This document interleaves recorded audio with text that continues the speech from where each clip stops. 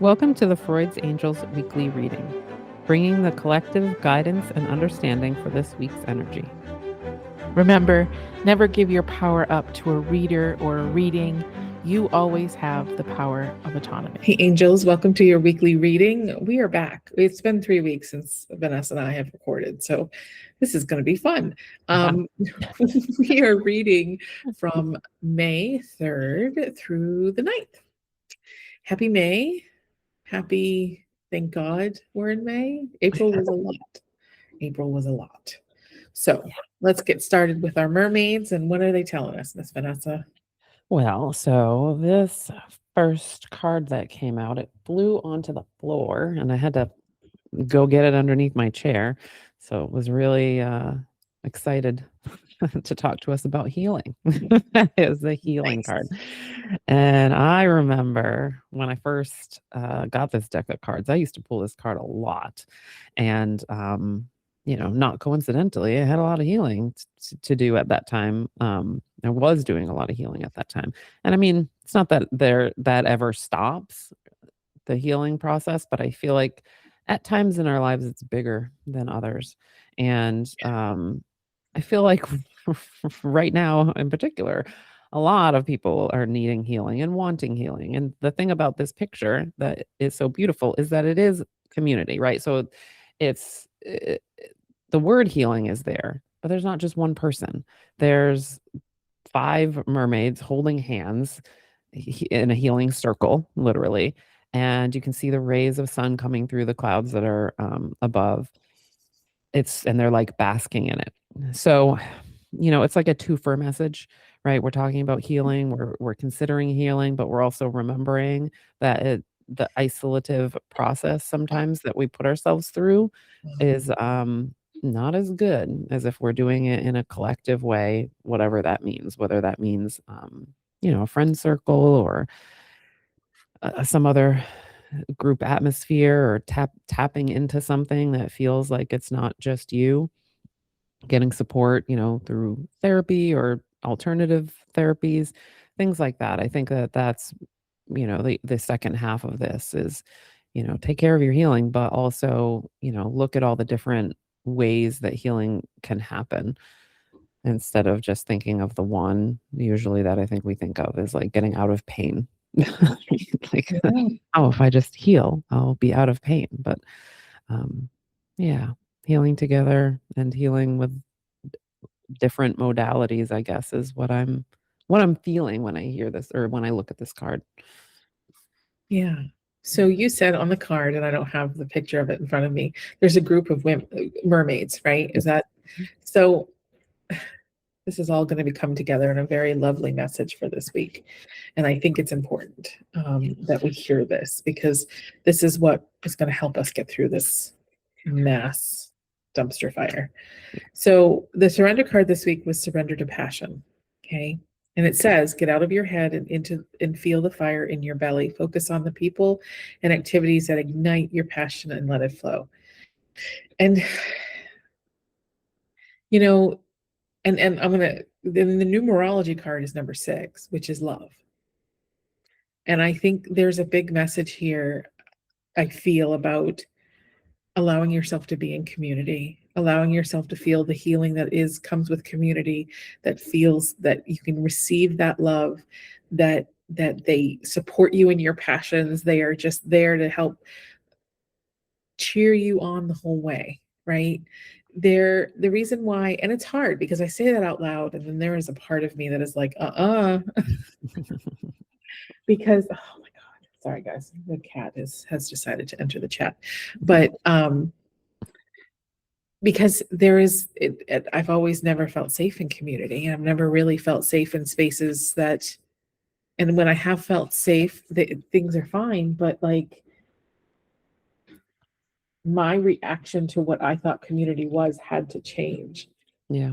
And I wonder if the part of the dualistic message, Mama, you need to get down, my love. I'm sorry, I don't have treats. She is just being hardcore annoying right now.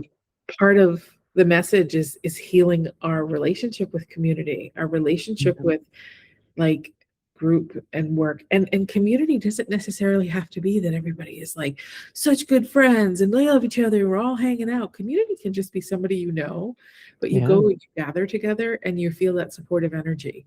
Mhm. And I think too is, for me personally, this affirms a lot of what I want to do when I get to Sedona, right? Is Mhm. that I really felt when I made that decision to do it, I really felt called to create community. And because even though I had struggled finding it, I think it's about defining what community means, right? Community isn't just you go and receive. Community is you go and you show up in your present and you participate in community. And it's not just about being somewhere and getting the benefit of that. It's about showing up and being a part of it in whatever way that is. And Mhm. so for me, it's about creating the community I want, right? Yeah. I want to have community where people respect each other and each other's magic, but at the same time are there to support when support is needed, right? That sense of this is how we take our magic and we apply it to the 3D life and what we're experiencing and how to support. Because I said this to my therapist. I said, one of the things I truly feel is that the way that we help our nervous systems regulate is that we see that we have community around us. Mhm. We see that we have people, and I know virtual is great, but virtual there's a distance there. Mhm. I can't hug Vanessa through the screen. Like Mhm. I can't see her smile or just kind of be in her energy. I'm in my own, and it's like very isolating. And so part of the community is about also being in community in person. Mhm. Yeah. Um, And and whatever that means. I like the yeah, idea of what you said, because I think that's the thing that most people, I think, shy away from when they think of community, is because it feels heavy, right? Like it feels like work, right? Like, oh, if I join a community, I'm going to have more things to do, and everybody's pretty overwhelmed right now, right? Like, so the idea of like having to engage in stuff and provide stuff and have people like be responsible for people and things is a lot for others, so there's that fear, right? But it doesn't have to be that way. And if everybody stops thinking that way, then it will be a lot easier to be in community, because there won't be that I'm giving and you're not, or, that kind of energy. Because I do think that, I mean, I know that has made me shy away before too, of just being like, I just don't have it in me for people to depend on me for stuff, whether it's energy or laughs or whatever. Like, I don't want to feel pressured.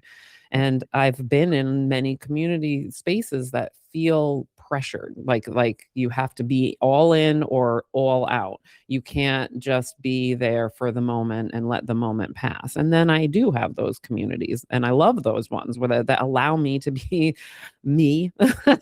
who is all over the place, for lack of a better way of saying it. But I do come back around, and I'm that person though too, where when you show up, I just enjoy the fact that you're here, and I don't want to put pressure on people that they have to show up a certain amount of times or any Mhm. of that kind of stuff. But that's part of healing the wounds, right? Like you were saying, that's part of healing, is being able to not have those expectations, but then also be able to manage those expectations if they show up, so that you're not um, just completely isolating. And I think it's like that with every relationship, whether it's with a group or another person. Some days you guys are 50-50. Some days you're Mhm. 60, they're 40. Some days Mhm. they're 70 and you're 30. There is never going to be this constant equal measure of give and take. It's going Mhm. to be heavy on one for a while. It's the thing I think people have a disillusionment with community is that a lot of times people show up and they're always at 10%. Yeah. And that's okay. There's nothing wrong with that.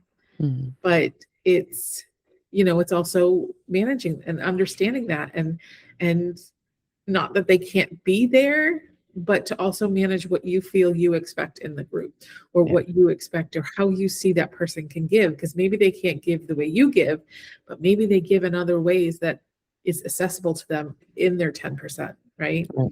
Yeah. Well, and that's part of it too, right? Like I know a lot of people and I can remember a lot of people, and this is where I got my wounding from, of people were looking for community because they needed to take from community, right? Like they weren't going there because they wanted to give. They were going there because they felt desperate and they wanted to take. And I was just like, dang, I cannot do that. Like that's not why I go.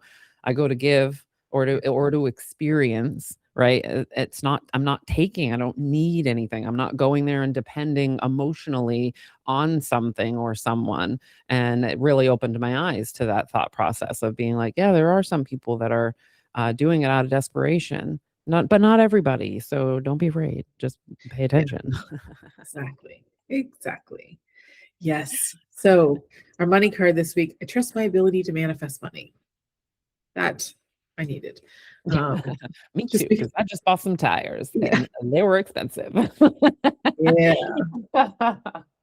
yeah, it's crazy. So there's not a lot of big astrology this week. Good. I know, right? Um, I think there's a Mars and Mercury thing. I don't remember. There's there's astrology coming. So Yeah. um, Stars be moving and stuff. yeah. The one thing I want to talk about though is last week.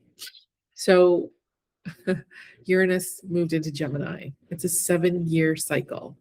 And y'all know everybody's talking about how it was in Gemini when during the Civil War, during World War II, during all this, our president unfortunately is a Gemini bastard. Anyways, and Given a bad name. and but here's the thing. How do we take that energy? See, Uranus and Gemini is like letting your freak flag fly. It's like it's giving that ultimate permission of how do you communicate? How do you work in community? How do you relate to community? What is the way that you speak your truth into the world, whether it's written, whether it's spoken, whether it's sung, however you do that? Think about how the way you communicate with yourself, especially with the world and with your loved ones. That's what's getting a huge kind of shift right now, is how we communicate. And now, of course, it's going to have a lot to do with technology because we are in that era, and we are in the balloon of the AI thing. And Vanessa and I just had a conversation about, just rant about how powerless we feel in some aspects of this. But at the same time, how do you do it? How can you get specific on what it is you need and want to say? And where does that come from? Like, is it coming from a space of just the head and fear, or is it coming from a space of truth, of the internal truth? And it's not that your fear isn't truth, but it's based off of false premises because of a reaction to something that may have happened many years ago sometimes. So, anyways, think about how you communicate yourself into the world and know that you're being given this gift of the ability to revamp that. And if you are a Gemini sun, moon, or rising, God bless you. I am excited to see who you are at the other end of the 7 years, because we are all going to transform ourselves into something that is so liberating and so freeing. And it could be in the biggest ways, or it could be very minute ways, like maybe one subtle shift that changes everything. It doesn't have to be these grand, am selling all my stuff and moving to Sedona, which I mean, I'm it not could be. Yeah. so, Yeah. Might yeah. be. I know. As you were saying that, I was like, I don't think I should get more free. Yeah, I know, right? I don't know what that looks like. It looks a little scary in my mind. Yeah. If we get more free, we're not going to be on the earth. But, when you think of it in all the different ways that free means, I mean, being free from mental blocks is a good idea also, right? Or stuck ways or stuck things that felt like personality that might be woundings, just things like that too come along in these kinds of ways. One of the things I have recently come across, it was a statement that there was two things, and I want to share it because I think this has a lot to do with a Gemini in themselves, that sometimes when you have trauma, when you have CTPSD, generally it starts before you're even born, right? Because the fact that your parents are who they are and the way they are and the environment you're born into. Not everybody, but some people. So stick with me. And you're never born into a sense of self. When we are very young, we don't have an identity. That's what develops over time. And if you start, and if you're young and it starts with needing to be people pleasing or manage other people's emotions, or there is something like that you have internalized that is wrong with you, there is an inherent conversation that is internal that is not sometimes conscious of the belief that you're the problem, right? You're the problem internally. And so when I was reading this article, and I was like, oh, that makes so much sense, because when we think about, oh, I want to be my authentic self, I want to show up in my truth or whatever, you're always authentic. I think we need to be very careful about using that term, because we are always authentic. It doesn't matter whether we're in trauma triggering or whether we're in activation, wherever we are, we're always in our authentic self, because that is who we are. Full stop. But one of the hardest things I've had in my life is understanding, who am I? Like, who was I? What brings me joy? What brings me happiness? I've never had a life where I've experienced either of those emotions in great abundance. So how the fuck would I know that answer? That has plagued me for 30 plus years, trying to figure it out. And when I came to that realization, I was like, oh, I don't have to go searching, or I don't have to know the answer. I can make the answer, create the answer. And so I think for Gemini risings right now, or Geminis, full stop, this is your chance to create whatever it is feels good to you, however it feels good to you. Because some of us didn't have the original identity that had the trauma on top of it. We never felt like, we always felt like the problem from day one. And that can happen to many people. I'm just saying Gemini because we're in a massive transformation right now. And so just think about when somebody says, who are you authentically? You say, who I am right now. Me. I am authentic. You're authentically you at every moment. Right. I mean, even when you're masking for a reason. There's a thing that's happening in that moment, and it feels like the thing that you have to do. I mean, I think you're right. Like when we think about the word authenticity, we, like most things, we misuse or overuse words once we like them, and and like they lose their meaning, right? Because that's not what people mean when they're saying I want to be my authentic self. They're saying they want to feel free to be themselves and be free from whatever makes them do things differently than they maybe would if they were free, right? Like that's a mouthful. So we just say the word authentic, but it's not really, then we go into what's the opposite of authentic? Fake. Well, then if I'm not being authentic, I'm being fake. Like what, how did we get here? That is too short of a road for what actually this means. Yes. So yeah, no, I love that. I love that. Just that reminder that I think everybody could use. Yeah. Yeah. Cause it's just, cause I've used that term, but I've used it with an intimation that's like more along the lines of just being free of the roles and expectations of others. That's, but I too, I'm like, ooh, not using that term anymore. Yeah, it's weird. So yeah. So like, we're just observing, we're just seeing, when somebody says, show up in your authentic self, what does that mean to you? What does it mean? And does it make you feel like you're not authentic if you're who you are right now? Yeah. So anyways, my loves, have a wonderful week. We will see you next week. Okay, love you. Thanks for listening. We hope we gave you something to support your journey. Check out our Facebook or Instagram page to connect with us. Have a great week.